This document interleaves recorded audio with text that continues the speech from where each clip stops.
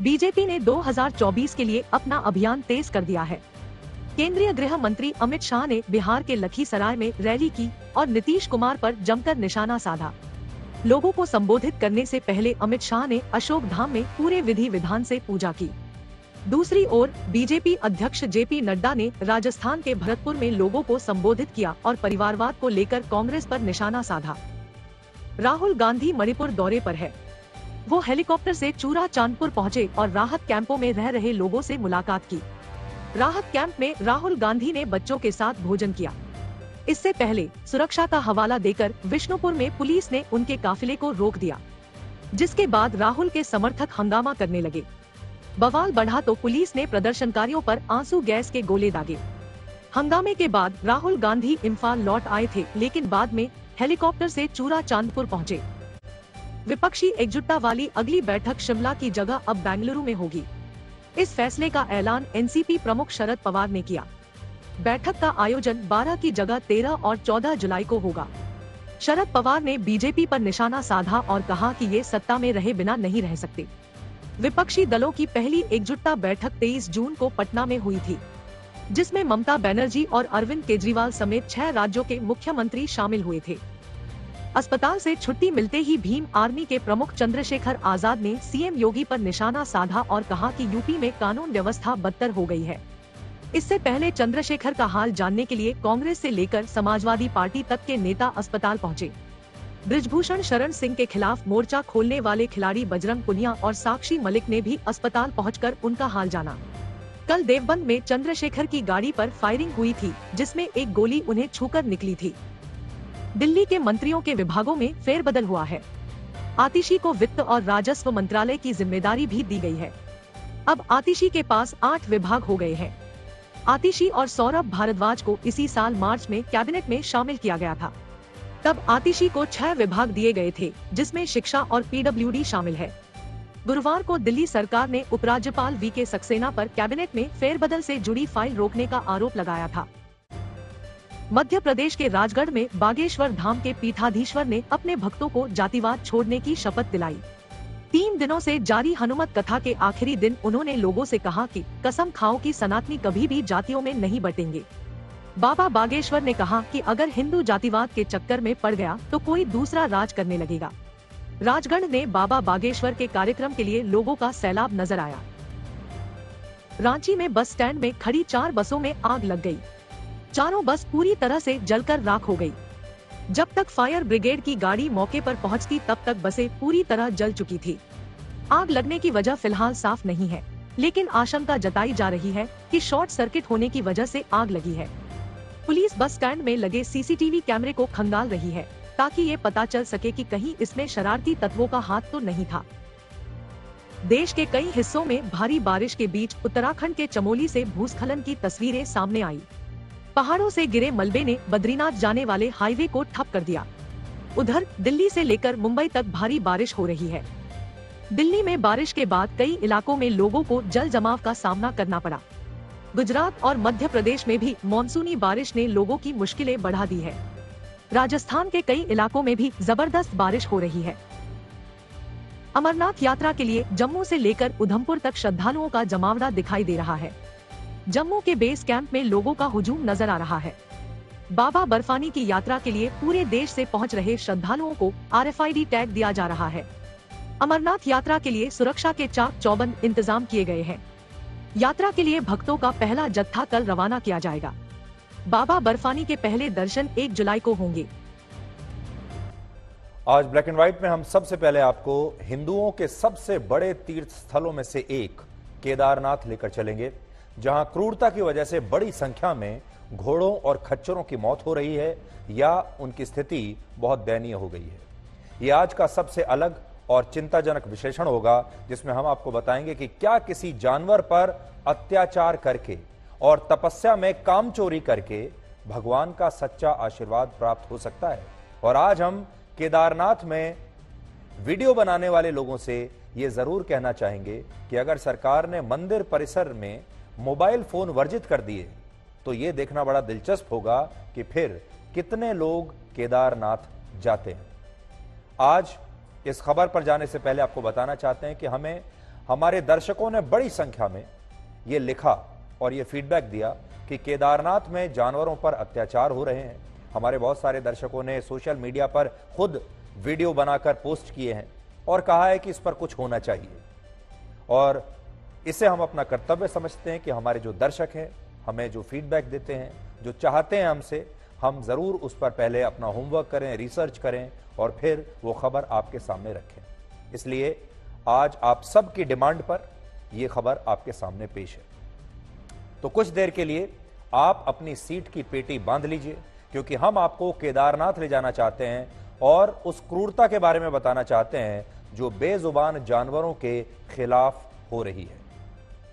उत्तराखंड में जो 4 धाम यात्रा होती है उसमें से एक धाम केदारनाथ का है, और यह धाम देश में स्थित 12 ज्योतिर्लिंगों में से एक है, और यह भारत में 110 करोड़ हिंदुओं की आस्था का एक बहुत बड़ा केंद्र है। लेकिन दुख की बात यह है कि इस पवित्र धार्मिक स्थल पर पिछले 65 दिनों में 90 खच्चर और घोड़ों की मौत हो चुकी है, और यह सिलसिला अब भी जारी है।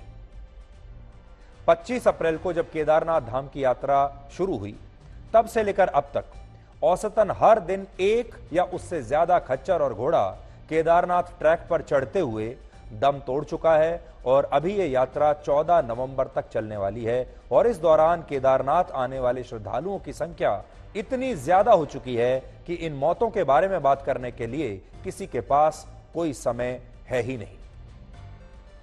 हालांकि इस खबर पर हमारी टीम ने लगातार 10 दिन तक काम किया, और इस दौरान हमें ऐसे बहुत सारे वीडियोस मिले जिनमें 16 किलोमीटर लंबे केदारनाथ ट्रैक पर कई खच्चर और घोड़े बदहवा स्थिति में पड़े हुए थे। लेकिन इन बेजुबानों के प्रति संवेदना दिखाने के बजाय इनके जो मालिक हैं या इनके संचालक हैं, वो इन्हें पीट पीट कर दोबारा से खड़ा करते हैं, और इन्हें उठाने के लिए इनके साथ तमाम तरह के हथकंडे पेश किए जाते हैं, इन्हें मारा जाता है, पीटा जाता है, इन्हें गालियां दी जाती हैं। और ये तस्वीर आप देख रहे हैं, इस तरह की क्रूरता की ये कोई इकलौती घटना नहीं है। पिछले 65 दिनों में इन खच्चरों और घोड़ों पर हिंसा करने के लिए 14 मामले स्थानीय पुलिस में भी दर्ज हो चुके हैं, क्रूरता के मामले, और ये वो मामले हैं जिनमें शिकायत हो पाई।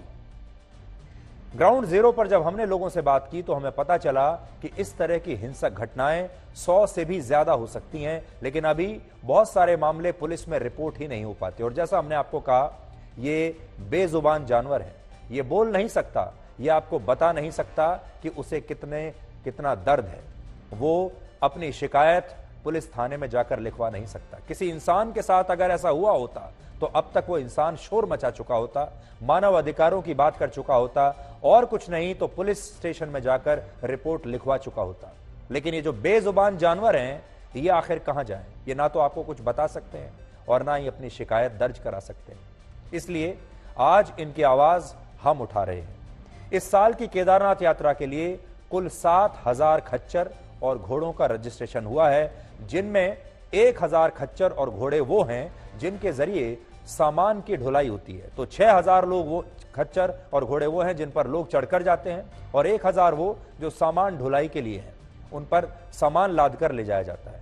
और आपको जानकर हैरानी होगी कि इस दौरान बहुत सारे खच्चर और घोड़ों पर जरूरत से ज्यादा भारी सामान लाद दिया जाता है, और जब इनमें से कोई खच्चर या घोड़ा बेसुध होकर नीचे गिर जाता है तो उसके खिलाफ क्रूरता की जाती है, और उसे तब तक पीटा जाता है, मारा जाता है, जब तक वो खड़े होकर फिर से चलने के लिए तैयार नहीं हो जाता। केदारनाथ धाम उत्तराखंड के रुद्रप्रयाग जिले में समुद्र तल से 11,759 फीट की ऊंचाई पर है, और ये पंच केदार में से एक धाम है। और ऐसा कहा जाता है कि केदारनाथ मंदिर तक पहुंचना असल में एक कठिन तपस्या करने जैसा है, जो हर कोई व्यक्ति नहीं कर सकता। देखिए, भगवान को अगर आपको प्राप्त करना है, भगवान का आशीर्वाद लेना है, तो तपस्या तो करनी ही पड़ेगी, और यह तपस्या हर किसी के बस की बात नहीं है। और ये जो यात्रा है, ये भी एक कठिन तपस्या है। लेकिन आज ये स्थिति बहुत बदल चुकी है, क्योंकि अब बहुत सारे मामलों में ये कठिन तपस्या ये बेजुबान जानवर करते हैं, और इंसान इन खच्चरों और घोड़ों पर बैठकर केदारनाथ धाम की चढ़ाई चढ़ते हैं, जिससे इन खच्चरों और घोड़ों का दम निकल जाता है। और जैसा हम आपको बता रहे थे आज कि अब हमारे देश में लोग तपस्या के लिए भी शॉर्टकट अपनाने लगे हैं। अब हमारे देश में लोग तपस्या के टेस्ट मैच को भी T20 की तरह खेलना चाहते हैं। वो चाहते हैं कि उनके हिस्से की तपस्या ये घोड़े और खच्चर कर ले। दुख की बात यह है कि लाखों लोग केदारनाथ की इस यात्रा पर जाते हैं।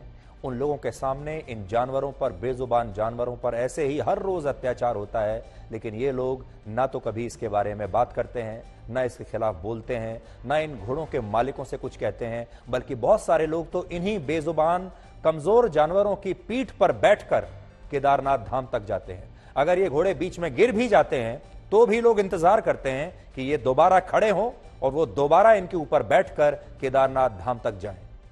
आप सोचिए, ऐसे लोगों को क्या कभी भगवान का आशीर्वाद प्राप्त होगा? केदारनाथ धाम का एक तरफ का ट्रैक, यानी एक तरफ की यात्रा 16 किलोमीटर की है और यह ट्रैक गौरीकुंड से शुरू होता है, जहां श्रद्धालु मंदिर तक यात्रा करने और फिर वापस आने के लिए खच्चर और घोड़े बुक करते हैं। और इस तरह जब कोई व्यक्ति कोई खच्चर और घोड़ा यात्रा करने के लिए बुक करता है तो वो जानवर चढ़ने से लेकर वापस उतरने तक 32 किलोमीटर की कठिन यात्रा तय करता है। तो आप समझिए, एक तरफ की यात्रा 16 किलोमीटर और वापसी 16 किलोमीटर, ये हो गए 32 किलोमीटर की एक यात्रा हो गई। और जब कोई व्यक्ति यहां से बुक करता है तो वो ऊपर जाता है, फिर नीचे आता है। 32 किलोमीटर की यात्रा के लिए वो घोड़ा या खच्चर बुक करता है। पहली बात तो ये, हम तमाम ऐसे श्रद्धालुओं से कहना चाहेंगे कि इस यात्रा का असली फायदा आपको तभी होगा जब आप अपने दोनों पैरों पर चलकर इस यात्रा को करें। यही तो तपस्या है, और उस तपस्या से अगर आप बचना चाहते हैं तो इसका मतलब भगवान ने आपको नहीं बुलाया। और अगर आप इस स्थिति में नहीं हैं कि आप 16 किलोमीटर पैदल चलकर जा सकें, तो आप अपने घर में बैठकर भी भगवान शिव की आराधना कर सकते हैं, आपको वहां पर भी आशीर्वाद मिलेगा। और हर खच्चर और घोड़े को प्रतिदिन ऐसी 2 यात्राएं और कई बार भीड़ ज्यादा होने पर 3-3 यात्राएं भी एक दिन में करनी होती हैं। आप ध्यान से सुनिएगा इस बात को, एक घोड़ा या एक खच्चर कम से कम 2 यात्रा तो करता ही करता है। यानी आप सोच लीजिए, इस हिसाब से ये बेजुबान जानवर प्रतिदिन औसतन 64 किलोमीटर की कठिन यात्रा करते हैं, 64 किलोमीटर एक दिन में।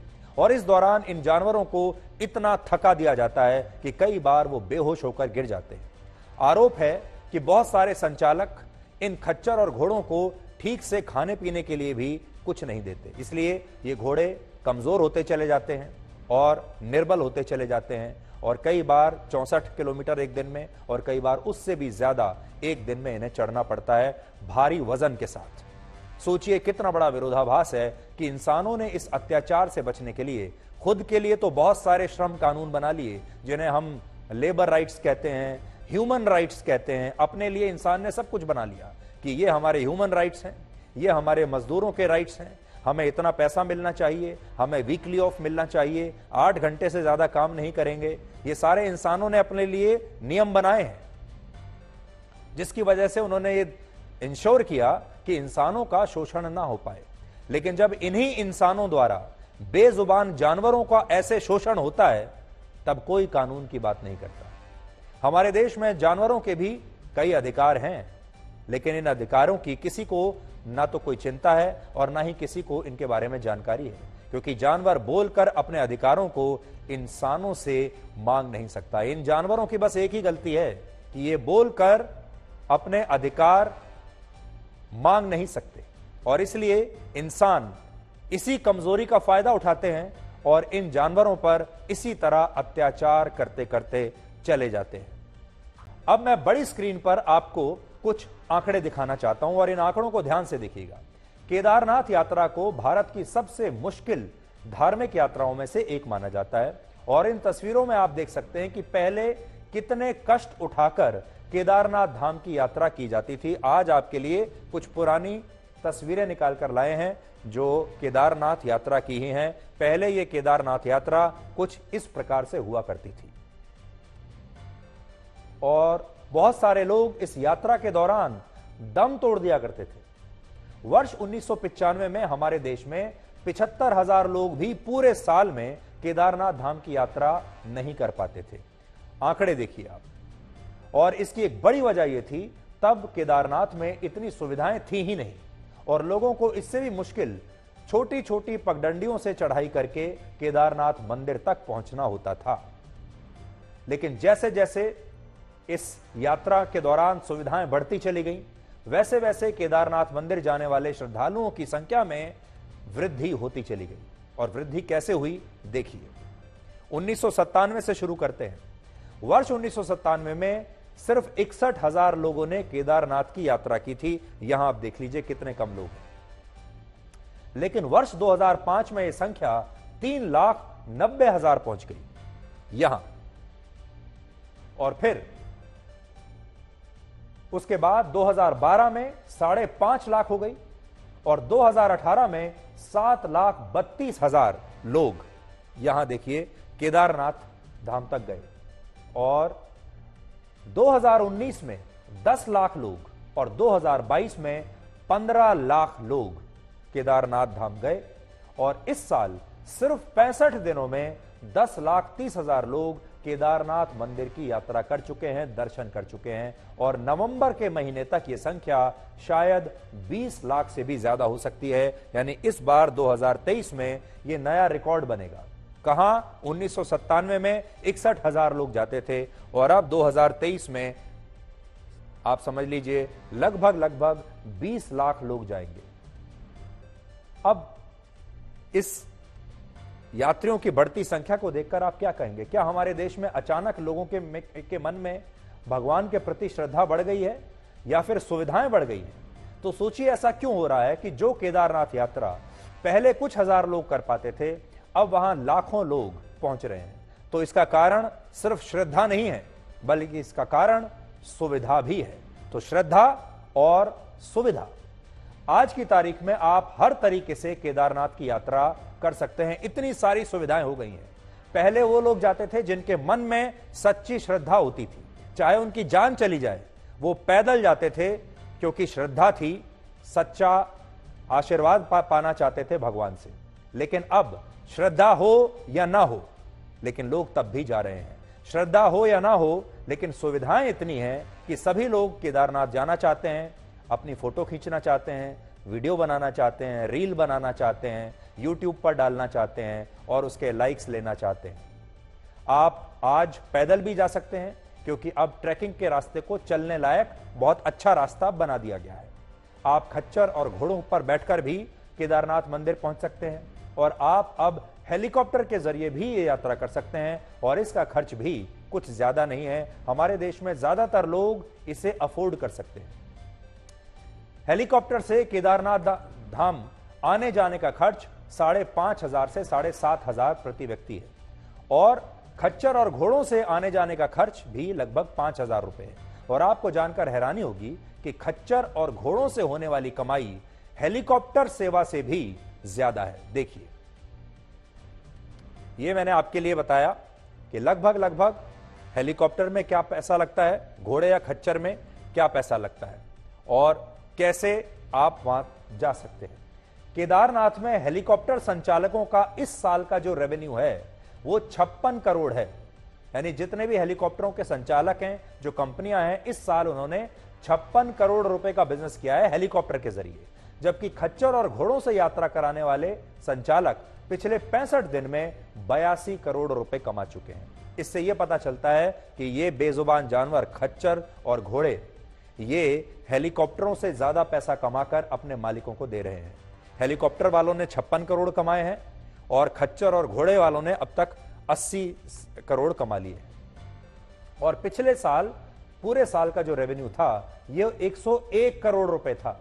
और शायद इन्हीं पैसों के लालच में इन लोगों को इन खच्चर और घोड़ों का दर्द ना तो महसूस होता है ना दिखाई देता है, क्योंकि उनके सामने ये 80 करोड़ या ये 101 करोड़ रुपए हैं।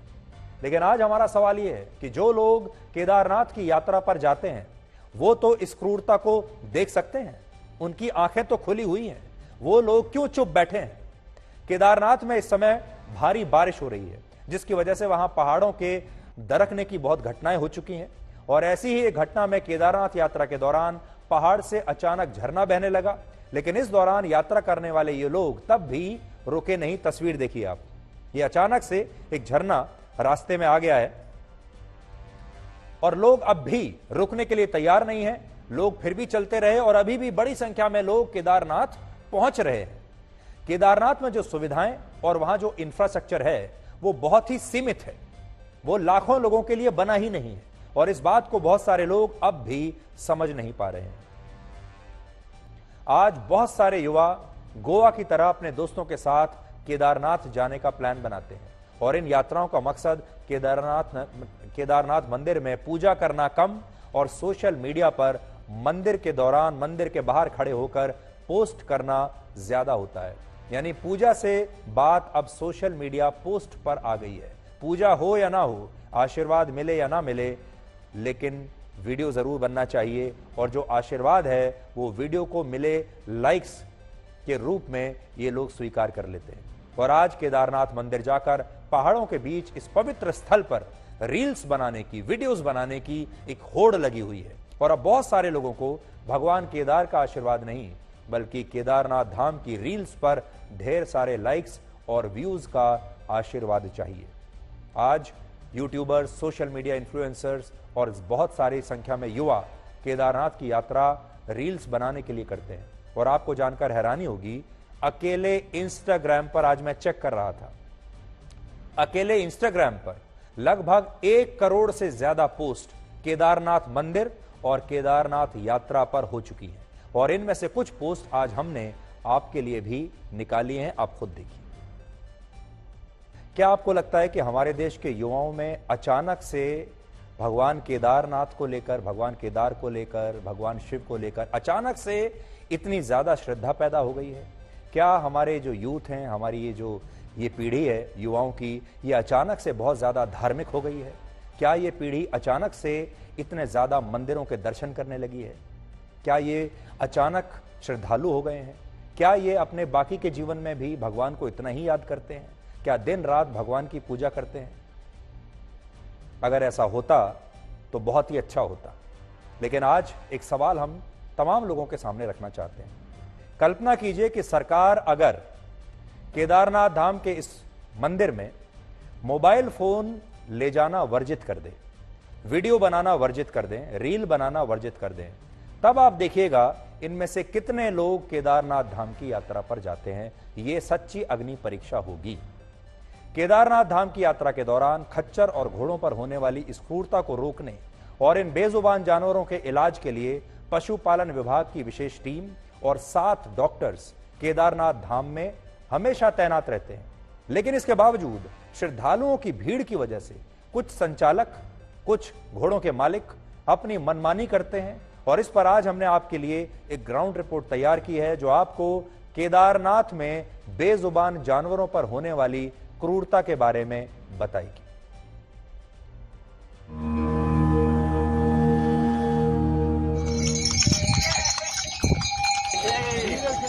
आराम से आराम से।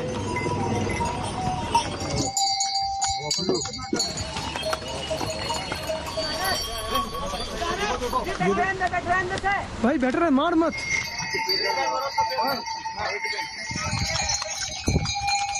आप देख सकते हैं कि भारी संख्या में यहाँ घोड़े खच्चर मौजूद हैं जो लगातार केदारनाथ तीर्थ यात्रियों को लेके जा रहे हैं और वापस भी ला रहे हैं। इस समय घोड़े खच्चरों को लेकर तमाम तरह की बातें की जा रही हैं।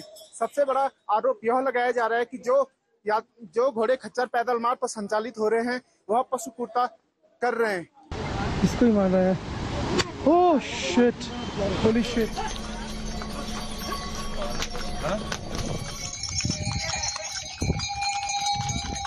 क्या हकीकत में पशु क्रूरता यहाँ पे होती है? बिल्कुल नहीं, पशु क्रूरता कहीं नहीं होती है। ये जो सोशल मीडिया पर इस प्रकार की भ्रामक जो समाचार फैलाए जा रहे हैं, इससे यहाँ की छवि को धूमिल करने का काम किया जा रहा है। तो मेरा निवेदन रहेगा इस प्रकार के सोशल मीडिया पर धूमिल करने वाली छवि को बिल्कुल भी न बनाया जाए। ये निश्चित तौर पर हमारे लिए घातक है। देश विदेश में इसकी छवि खराब होती है। मेरा आपके माध्यम से सभी से निवेदन है कि आप लोग आइए केदारनाथ ट्रैक में और जो घोड़े खच्चर चल रहे हैं उनको कैसे और बेहतर बनाया जा सके हम लोग मिल के काम करें। एक एसी के कमरे में बैठ के ट्वीट करना बहुत आसान है। थोड़ा डिमोरलाइज मत करिए हमारे कर्मचारियों को, हमारे प्रशासन के लोगों को। तो आज हम आप सबसे बस इतना ही कहना चाहेंगे कि आपको अगर भगवान शिव का आशीर्वाद चाहिए, भगवान का आशीर्वाद चाहिए, तो उस आशीर्वाद को आपको खुद अर्जित करना चाहिए। और वो आशीर्वाद आपको तब मिलेगा जब आप खुद अपने पैरों पर चलकर तपस्या करके वहां तक पहुंचेंगे। और अगर आप किसी बेजुबान जानवर की पीठ पर बैठकर उस पर अत्याचार करके, उस भूखे प्यासे जानवर को परेशान करके वहां तक जाएंगे, अपने बदले की तपस्या उस जानवर से करवाएंगे, तो आपको कोई आशीर्वाद नहीं मिलने वाला। अगर आप वाकई श्रद्धा के लिए जा रहे हैं और आशीर्वाद के लिए जा रहे हैं तो, और अगर आप सिर्फ पिकनिक के लिए जा रहे हैं, आप सिर्फ रील्स बनाने के लिए जा रहे हैं, फोटो खींचने के लिए जा रहे हैं, अपने दोस्तों के साथ मौज मस्ती करने के लिए जा रहे हैं, आपको सिर्फ एक ठंडी जगह पर जाना है जहां पर सुहावना मौसम हो, बहुत सुंदर पहाड़ हो, नदियां हो, झरने हो, जहां पर जाने में आपको बहुत आनंद आए और उत्तर भारत की गर्मी से कुछ दिनों के लिए आपको कुछ रिलीफ मिल जाए, तो फिर आपसे बस इतना ही कहना चाहेंगे कि इस जगह पर, इस तीर्थ पर, इस स्थान पर कुछ तरस खाइए। और ये स्थान इतना अभी सक्षम नहीं है कि लाखों लोगों की इस भीड़ को ये बर्दाश्त कर सके। यहां पर सिर्फ उन्हीं लोगों को जाना चाहिए जिनके मन में भगवान के प्रति सच्ची श्रद्धा है और जो अपने दो पैरों पर चलकर तपस्या करके वहां तक पहुंचने की हिम्मत रखते हैं। बाकी सब लोगों को दूर से बैठकर, अपने घर में बैठकर भगवान शिव की आराधना करनी चाहिए, भगवान केदार की आराधना करनी चाहिए। उससे बहुत फायदा होगा। पहली बात, इन जानवरों पर होने वाले अत्याचार बंद हो जाएंगे। इन्हें एक दिन में 2-2 चक्कर नहीं लगाने पड़ेंगे। इनकी पिटाई होनी बंद हो जाएगी। इन पर अत्याचार समाप्त हो जाएंगे। दूसरा, जो इंफ्रास्ट्रक्चर है, जो चरमरा जाता है लाखों की भीड़ से, उसे भी कुछ सांस लेने का मौका मिलेगा। उम्मीद है हमारे दर्शकों ने जो हमसे लिखा था, हमें कहा था, हम वैसी ही रिपोर्ट आपके लिए, वैसा ही विश्लेषण आपके लिए कर पाए। ये सिर्फ आपको जागृत करने के लिए है, आपको बताने के लिए है, बाकी आपकी मर्जी है। आज बकरीद है, यानी ईद उल अज़हा का त्योहार है और इस मौके पर हम आपको बकरीद की शुभकामनाएं तो जरूर देना चाहते हैं। ये भारत के अलग अलग राज्यों की तस्वीरें हैं जहां आज बकरीद का त्योहार मनाया गया और मस्जिदों में बकरीद की नमाज भी पढ़ी गई और इस दौरान भारत के मुसलमानों को कहीं भी कोई भी परेशानी नहीं हुई। ये आप भारत की तस्वीरें देख लीजिए।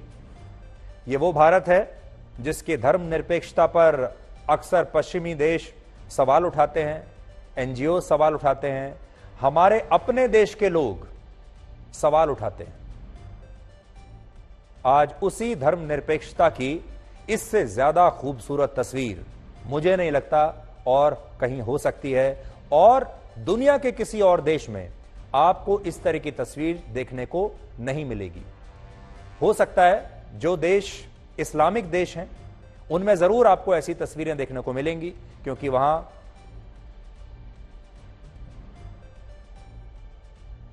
वो मुस्लिम बाहुल देश हैं, वहां पर प्रमुखता से यह त्योहार मनाया जाता है। लेकिन मुझे नहीं लगता कि दुनिया के किसी भी धर्मनिरपेक्ष देश में, जहां पर लोकतंत्र है, जो वाकई में धर्मनिरपेक्ष है, वहां आपको कहीं से भी ऐसी तस्वीरें देखने को मिलेंगी जैसी आपको भारत में देखने को मिलती है। और हमने आपको कल भी बताया था, भारत दुनिया का अकेला ऐसा देश है जहां 6 धर्मों के त्योहारों पर राष्ट्रीय अवकाश होता है। यहां क्रिसमस पर भी अवकाश होता है, ईद पर भी अवकाश होता है, दिवाली पर भी अवकाश होता है, महावीर जयंती पर भी अवकाश होता है, गुरु नानक जयंती पर भी अवकाश होता है। यह तो भारत की तस्वीर आपने देख ली। अब चलते हैं पाकिस्तान।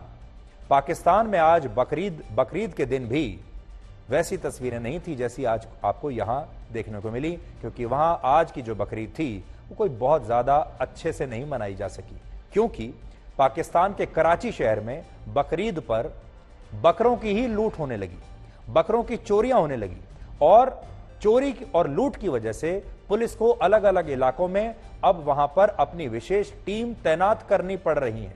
यानी पाकिस्तान में लोग बकरों को या तो लूट कर ले जा रहे हैं कुर्बानी के लिए और या फिर चोरी करके ले जा रहे हैं और लूट और चोरी के इन बकरों की कुर्बानी दी जा रही है या फिर इन्हें बेचा जा रहा है।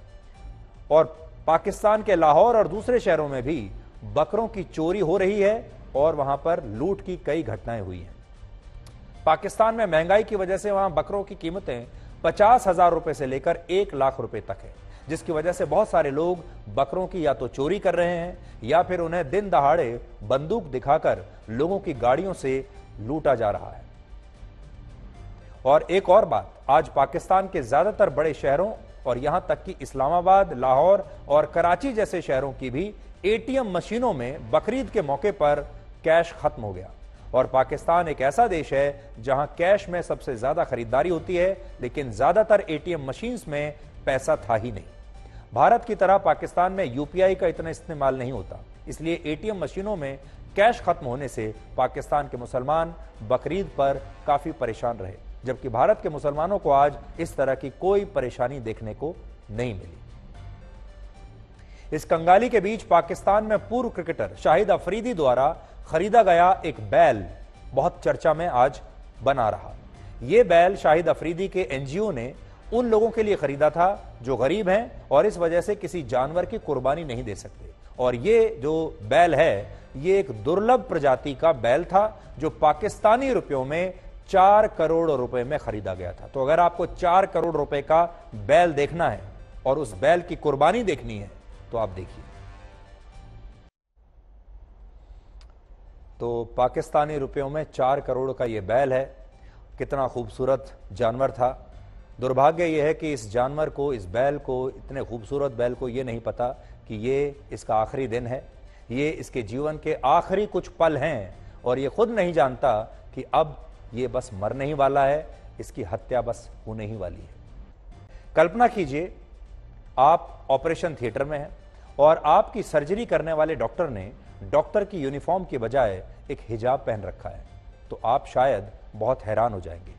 केरल के एक सरकारी मेडिकल कॉलेज की कुछ मुस्लिम छात्राओं ने यह मांग की है कि उन्हें ऑपरेशन थिएटर में हिजाब पहनने की अनुमति दी जाए।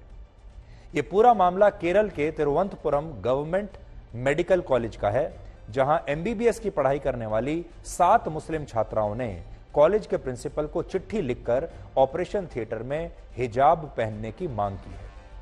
इन मुस्लिम छात्राओं का कहना है कि इस्लाम धर्म में महिलाओं के लिए किसी भी स्थिति में हिजाब पहनने को अनिवार्य माना गया है, लेकिन अस्पताल और ऑपरेशन थिएटर को लेकर बनाए गए अलग अलग नियमों की वजह से ये मुस्लिम छात्राएं ऑपरेशन थिएटर में हिजाब नहीं पहन पाती और फुल स्लीव्स यानी पूरी बाजू का जैकेट भी नहीं पहन पाती, जिसकी वजह से उन्हें इस्लाम धर्म में बताई गई बातों का और नियमों का पालन करने में मुश्किल होती है। ये उनकी चिट्ठी है जो आपकी स्क्रीन पर है। इसलिए इन मुस्लिम छात्राओं ने इस सरकारी कॉलेज के प्रबंधन से यह मांग की है कि उनके धर्म को ध्यान में रखते हुए उन्हें ऑपरेशन थिएटर में हिजाब पहनने की इजाजत मिले, और इसके लिए कॉलेज ये कर सकता है कि वो उन्हें ऑपरेशन थिएटर में लॉन्ग स्लीव स्क्रब जैकेट या सर्जिकल हुड्स पहनने की अनुमति दे सकता है। सर्जिकल हुड एक तरह का हिजाब ही होता है जिसे कतर, सऊदी अरब और यूएई जैसे देशों में महिला डॉक्टर्स ऑपरेशन थिएटर और हॉस्पिटल्स में पहनती है, जबकि भारत में फिलहाल महिला और पुरुष दोनों ही डॉक्टर सर्जिकल हेड कैप्स लगाते हैं जो इस तरह के दिखते हैं जैसा आपने देखा है। भारत में जो सर्जिकल हेड कैप्स हैं, ये आप देखिए एक तस्वीर आपके सामने, और जिस तरह की मांग की जा रही है सर्जिकल हुड, वो आप दूसरी तस्वीर में देख सकते हैं। और ये जो सर्जिकल हुड है इसे कई देशों में मान्यता मिली हुई है, वहां पर जो मुस्लिम डॉक्टर्स हैं, महिला डॉक्टर जो हैं, वो अक्सर इसे पहनती भी है। इस सरकारी मेडिकल कॉलेज के प्रिंसिपल का कहना है कि उन्होंने इन मुस्लिम छात्राओं को यह बात बताई है कि भारत में ऑपरेशन थिएटर में डॉक्टर्स के लिए एक यूनिवर्सल ड्रेस कोड का पालन होता है जो हर धर्म और जेंडर के डॉक्टरों के लिए एक जैसा ही है, क्योंकि भारत एक लोकतांत्रिक देश है, सबके अधिकार बराबर हैं, चाहे महिला हो, पुरुष हो या किसी भी धर्म के डॉक्टर हो। इसलिए यह सरकारी कॉलेज इन मुस्लिम छात्राओं की यह मांग नहीं मान सकता।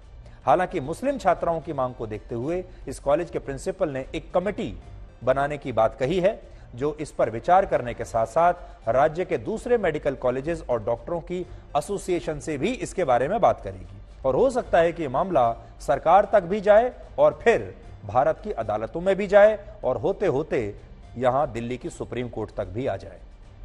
दुनिया के जिन मुस्लिम देशों में महिलाओं के लिए हिजाब पहनना अनिवार्य है उन देशों में महिलाएं हिजाब या फिर सर्जिकल हुड्स पहनकर ऑपरेशन थिएटर्स में जाती हैं, लेकिन भारत क्योंकि एक धर्मनिरपेक्ष देश है, लोकतांत्रिक देश है, जहां हिजाब अनिवार्य नहीं है और जहां अस्पताल में मरीज के लिए डॉक्टर सिर्फ एक डॉक्टर होता है, न कि वो डॉक्टर से कभी उसका धर्म कभी पूछा नहीं जाता। जब आप देखते हैं किसी भी अस्पताल में जब मरीज जाते हैं तो उनके लिए डॉक्टर एक डॉक्टर है। मरीज डॉक्टर का ना तो धर्म पूछता है, ना उसकी जाति पूछता है, और ना ही डॉक्टर उसे अपनी जाति बताता है, ना ही धर्म बताता है, और बताना भी नहीं चाहिए, क्योंकि सबसे पवित्र रिश्ता जो होता है वो किसी मरीज और डॉक्टर के बीच में यही होता है। और आपने तो देखा होगा हमारे देश में अक्सर एक कहावत कही जाती है कि डॉक्टर को भगवान स्वरूप माना जाता है, डॉक्टर को भगवान माना जाता है। तो इतनी हमारे देश में डॉक्टर का इतना सम्मान होता है। आज भी अगर आप देखेंगे तो ज्यादातर लोग आज भी डॉक्टर्स को डॉक्टर साहब कहकर बुलाते हैं। अब बहुत कम प्रोफेशन ऐसे बचे हैं जहां पर साहब शब्द का इस्तेमाल होता हो, लेकिन आज भी हमारे देश में आप भी जब किसी डॉक्टर के पास जाते होंगे तो आप यही कहते होंगे कि डॉक्टर साहब मेरा इलाज कर दीजिए। इतना सम्मान है आज भी हमारे देश में डॉक्टरों के लिए। लेकिन जब हम कहते हैं डॉक्टर साहब तो हम ये नहीं पूछते कि आपका धर्म क्या है, और ना ही वो डॉक्टर हमें यह बताता है कि मेरा धर्म क्या है, मजहब क्या है, मेरी जाति क्या है। मान लीजिए आज से कुछ समय बाद अगर कोई गैर मुस्लिम मरीज किसी अस्पताल में अपना ऑपरेशन कराता है और ऑपरेशन करने वाली महिला डॉक्टर हिजाब में होती है, तो क्या वो मरीज उस डॉक्टर को सिर्फ डॉक्टर के रूप में देख पाएगा, या फिर उसे उस महिला डॉक्टर में उसका धर्म पहले नजर आएगा, और हो सकता है कि वो फिर ऑपरेशन कराने में भी असहज हो जाए, और ये किसी के साथ भी हो सकता है। इन्हीं सब चीजों को देखते हुए दुनिया में डॉक्टरों के लिए एक यूनिवर्सल ड्रेस कोड बनाया गया है जो सबके लिए एक जैसा है, और इस ड्रेस कोड में आप ये नहीं पहचान सकते कि वो डॉक्टर किस धर्म का है, किस जाति का है, किस वर्ग का है। आपने देखा होगा आप दुनिया में किसी भी देश में चले जाइए, किसी भी अस्पताल में चले जाइए, आपको डॉक्टर एक जैसे दिखाई देंगे, और शायद यही सबसे अच्छी व्यवस्था भी है जिसका पालन अमेरिका, ब्रिटेन और यूरोप और दुनिया के सबसे ज्यादातर शहरों में और देशों में यही होता है। आपको याद होगा पिछले साल कर्नाटक में भी इसी तरह एक सरकारी स्कूल में कुछ मुस्लिम छात्राओं ने हिजाब पहनने की मांग की थी, और इसके बाद यह मामला इतना बड़ा हो गया कि अभी सुप्रीम कोर्ट में इस पर सुनवाई चल रही है। और उस समय हमने आपसे कहा था कि यह मांग यहां रुकने वाली नहीं है, ये मांग आगे जाएगी। और आज आप देख लीजिए कि कर्नाटक के स्कूल से हिजाब की जो मांग शुरू हुई वो आज मेडिकल कॉलेज तक पहुंच गई, अस्पतालों तक पहुंच गई, ऑपरेशन थिएटर तक पहुंच गई। अब आप देखिएगा और कहां कहां पहुंचती है। दुनिया भर में मेडिकल प्रोफेशन में जो ड्रेस कोड है वो लगभग समान है। किसी भी देश में, वो इस्लामिक देश हो या ईसाई देश हो या नेपाल जैसे या और कोई हिंदू बौद्ध देश हो, तो मजहब के आधार पर ऑपरेशन थिएटर में या बाहर किसी तरह का ड्रेस कोड लागू है ऐसे मुझे पता नहीं। तो तिरुवनंतपुरम मेडिकल कॉलेज में यदि छात्रों ने इस तरह का एक मांग उठाया है, ये अत्यंत निंदनीय है। Some extremist organizations, Muslim fundamentalist organizations are behind this demand. Some organizations are trying to divide the people in the name of food and dress code. Slowly Kerala is moving towards Talibanism. So I don't know why the principal and the authority is supporting them. They have to deny this demand.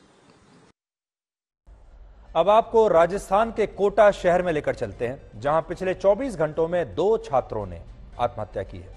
माता पिता in coaching institutes में अपने बच्चों को engineer या doctor बनने के लिए भेजते हैं, लेकिन वहां से अगर उनकी डेड बॉडी वापस आए तो इससे ज्यादा अशुभ बात और क्या हो सकती है, इससे ज्यादा दुख की बात और क्या हो सकती है। इसलिए आज हम आपको बताना चाहते हैं कि कोटा में करो या मरो की यह स्थिति छात्रों के लिए क्यों पैदा हो रही है, क्योंकि इतना दबाव बढ़ जाता है और जब उन्हें ऐसा लगता है कि वो इन एग्जाम्स को पास नहीं कर पाएंगे, उम्मीदें इतनी ज्यादा बढ़ जाती हैं, तो बहुत सारे छात्र टूट जाते हैं और आत्महत्या कर लेते हैं।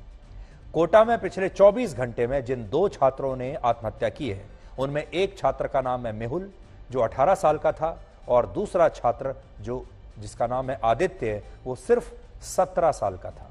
ये दोनों छात्र दो अलग अलग जगहों से कोटा शहर में पढ़ने के लिए आए, लेकिन इनका सपना एक ही था और वो सपना था डॉक्टर बनने का। और इसके लिए ये छात्र कोटा शहर में रहकर नीट यानी national eligibility cum entrance test की तैयारी कर रहे थे और इन्हें कोटा आए सिर्फ 1.5-2 महीने ही हुए थे। लेकिन ये छात्र इस दौरान पढ़ाई का दबाव झेल नहीं पाए और इन छात्रों ने करो या मरो में से मरना पसंद किया और आत्महत्या कर ली। और आज यहां सवाल सिर्फ इन 2 छात्रों का नहीं है। पिछले 2 महीनों में कोटा में 9 छात्र पढ़ाई के दबाव की वजह से आत्महत्या कर चुके हैं और 2023 में यानी इस साल में आत्महत्या करने वाले ऐसे छात्रों की संख्या अब 16 हो चुकी है, जबकि पिछले 12 वर्षों में कोटा में 150 से ज्यादा छात्र आत्महत्या कर चुके हैं। सोचिए कितने दुख की बात है कि देश भर से हर साल लाखों माता पिता अपने बच्चों को इस उम्मीद से कोटा भेजते हैं कि वो इंजीनियर या डॉक्टर बन के लौटेंगे, लेकिन जब उनके सामने उनके बच्चों की लाशें आती हैं तो उन्हें कैसा लगता होगा।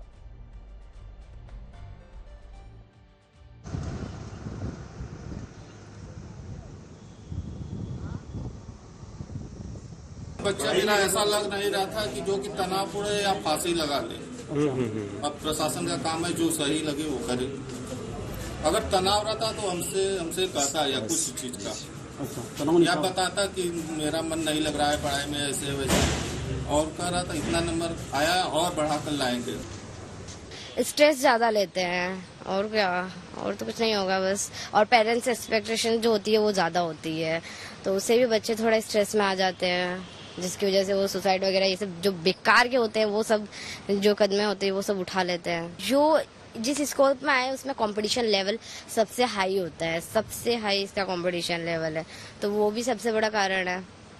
एक तो ये कि हाँ भाई सुसाइड हो जाते हैं ज्यादातर इसकी वजह से, कंपटीशन लेवल। यहाँ पे बच्चे आके सबसे ज्यादा डर जाते हैं कि मेरे से ज्यादा वो इतना स्टडी में इतना स्मार्ट है, वो मेरे से ज्यादा है, तो ये कंपैरिजन ना करो। सबसे अच्छी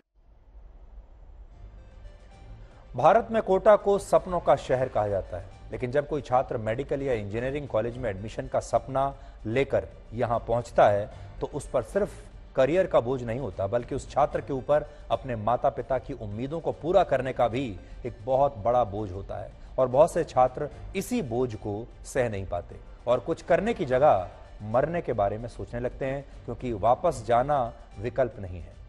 कोटा शहर में पढ़ने वाले बहुत सारे बच्चों की जिंदगी का एक दुखद पहलू यह है कि यहाँ के कोचिंग सेंटर्स में पढ़ने वाले बहुत से छात्र खराब मानसिक स्वास्थ्य की समस्याओं से भी गुजरते हैं, डिप्रेशन से गुजरते हैं, मेंटल हेल्थ उनकी खराब होने लगती है। एक अनुमान के मुताबिक कोटा के कोचिंग सेंटर्स में लगभग 2,25,000 छात्र एंट्रेंस एग्जाम्स की तैयारी करते हैं और वर्ष 2018 की एक रिपोर्ट के मुताबिक इनमें से बहुत से छात्र एंजाइटी और डिप्रेशन जैसी बीमारियों से पीड़ित होते हैं, लेकिन ना तो उन्हें यह पता होता है और ना ही उनके परिवार को इसके बारे में जरा सी भी कोई जानकारी होती है।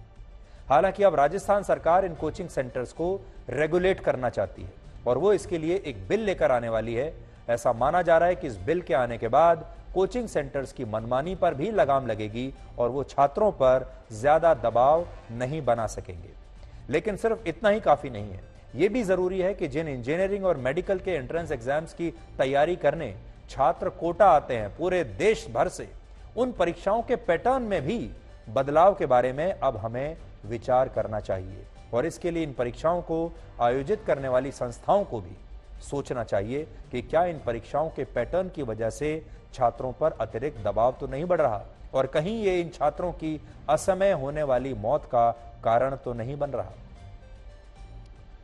तो ये एक विषय आज हम देश के सामने, सरकारों के सामने रखना चाहते हैं कि इसके बारे में जरूर सोचा जाए कि ऐसी कैसी पढ़ाई है और ये कैसी अंधी दौड़ है जिसमें हमारे देश के लाखों छात्र, हमारे देश के लाखों युवा उस दौड़ में दौड़ते चले जा रहे हैं, आंखों पर पट्टी बांधकर। वो परेशान है, डिप्रेशन में है, एंग्जाइटी में है और ये ऐसी दौड़ है जिसमें से कोई बाहर नहीं निकलना चाहता।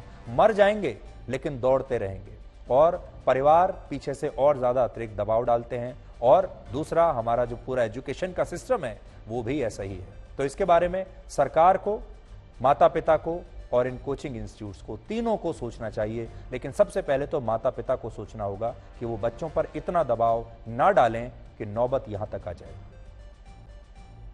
अब जल्दी से आपको यूसीसी के बारे में बताते हैं। 22वें लॉ कमीशन ऑफ इंडिया का कहना है कि पिछले 2 हफ्तों में उसे यूनिफॉर्म सिविल कोड पर 8.5 लाख से ज्यादा लोग और धार्मिक संस्थाएं अपने सुझाव भेज चुकी हैं।